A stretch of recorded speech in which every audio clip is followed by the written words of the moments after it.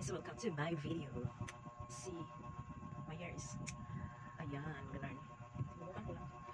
Kumusta naman ang ating lahat? Lahat tayo, kamusta na sa araw na ito? Sana naman walang bagyo, wala nang bagyo, nawala na, natunaw na. Kasi natatakot ako kagabi kasi bumuhos ang ulan at sa kamay, hangin, may dalang hangin. Kaya natatakot ako at napaisip ako paano kung papareho naman sana ako sa Odette. Yun kasi yung mga iisip ko pag bumagyo, may bagyo. Alam mo na yung natuma na talaga ako sa bagyong Odette. Kaya sana naman sa awan ng Panginoon, hindi yun tumuloy sa Pinas. Kasi natatakot na mga tao sa bagyo. Hindi pa tayo lahat makapag-move on, di ba? So, I hope safe na tayong tanan sa mga kung saan sulok sa mundong ito. Charot. Ito, I hope safe lang kung naregsaan sa bagyo. Napalinog. So, in God's grace, we're safe, di ba? Sana lang nga. Kaya, ito, update lang muna tayo, guys. So, ngayong araw na ito, wala akong nagawang video. Kasi busy ako.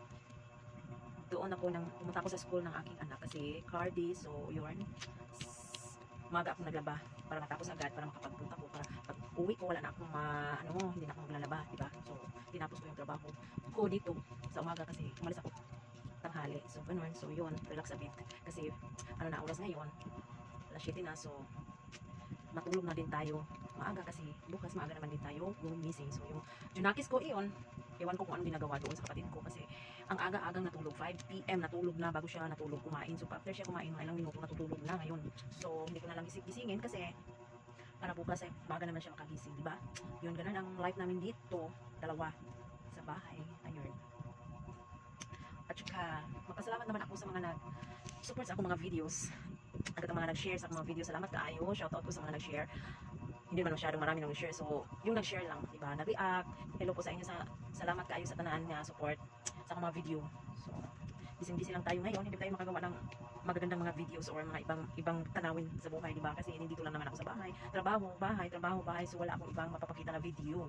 So, pasensya na po. Yun lang talaga yung life ko everyday. So, busy tayo sa trabaho. Pag-uwi naman natin dito sa bahay, busy rin tayo, di ba?